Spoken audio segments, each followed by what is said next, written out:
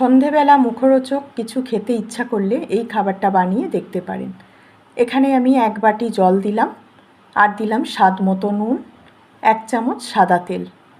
যে বাটি মেপে জলটা দিয়েছি সেই বাটি মেপে দিয়ে দিচ্ছি 1 বাটি সুজি। সুজিটাকে দিয়ে এখন একদম কম আঁচে রান্না করে নেব। এইভাবে নাড়াচাড়া করতে করতে সুজির একটা শক্ত ডো তৈরি হয়ে যাবে। এখন আমাদের ডোটা একদম তৈরি হয়ে গেছে। এর থেকে বেশি শক্ত কিন্তু আর করব না। এখন একটা প্লেটে তুলে নেব। আর এদিকে 1 চামচ তেলের মধ্যে দিয়ে দিলাম কালো জিরে, 1/2 চামচ গ্রেট করা আদা, 1/2 চামচ হলুদ গুঁড়ো আর দিয়ে দিলাম 1 চিমটে হিং। হিংটাকে আমি আগে থেকে জলে গুলে রেখেছিলাম। হিংটা দিয়ে এইভাবে আদার সঙ্গে একটু নেড়েচেড়ে ভেজে নিয়েছি। এখন দিয়ে দিলাম কাঁচা লঙ্কা কুচি। সব কিছু ভালো করে ভেজে নেওয়ার পর দিয়ে দিচ্ছি সেদ্ধ করা আলু। 2টো মিডিয়াম সাইজের আলু সেদ্ধ করে আমি হাত দিয়ে ম্যাশ করে নিয়েছি। স্বাদ মতো নুন দিলাম আর দিলাম ভাজা মশলা দিয়ে আবারও পুরটাকে ভালো করে তৈরি করে নেব। এই পুরটা তৈরি করতে একদমই সময় লাগে না। দিয়ে দিলাম 1 চামচ টমেটো কেচাপ আর দিয়ে দিচ্ছি কিছুটা ধনেপাতা কুচোনো। ব্যাস নেড়ে চেড়ে মিশিয়ে নেওয়ার পরেই তৈরি হয়ে যাবে পুরটা। পুরটাও আমাদের তৈরি হয়ে গেছে। এখন যে ডোটা সুজির তুলে রেখেছিলাম থালার মধ্যে সেই ডোটাও কিন্তু একটু ঠান্ডা হয়ে গেছে। হালকা হালকা গরম থাকা অবস্থাতে এটাকে মসৃণ করে মেখে নিতে হবে। মেখে নেওয়ার পর আমি 2 ভাগে ভাগ করে নিলাম। এখন অল্প অল্প করে ময়দা দিয়ে এটাকে রুটির মতন বেলে নেব। তবে একদম রুটির মতন পাতলা করে বেললে হবে না, একটু মোটা করে বেলতে হবে।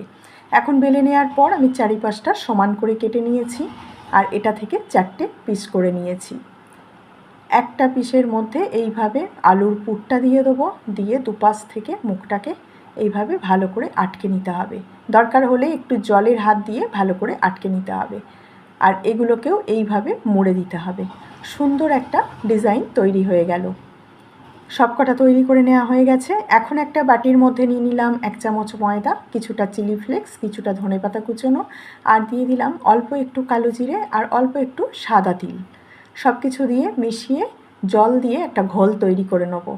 জল দিয়ে ঠিক এইরকম পাতলা একটা ঘোল তৈরি করে নিতে হবে। এদিকে তেল গরম করে এই ঘোলের মধ্যে একটা করে দিয়ে একটু ডিপ করে এখন গরম তেলের মধ্যে দিয়ে দেবো আর একদম হালকা আছে উল্টে পাল্টে লাল লাল করে ভাজতে হবে।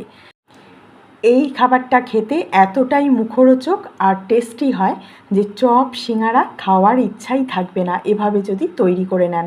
আর তৈরি করাও খুবই সহজ, ঘরোয়া মাত্র কয়েকটি উপকরণে খুব কম সময়ে তৈরি হয়ে যায়। সন্ধেবেলা চা কফির সঙ্গে কিংবা শুধু মুখে একটু সস থাকলেই আর কিছুই লাগবে না। আজকের ভিডিও ভালো লাগলে প্লিজ একটা লাইক করে দেবেন।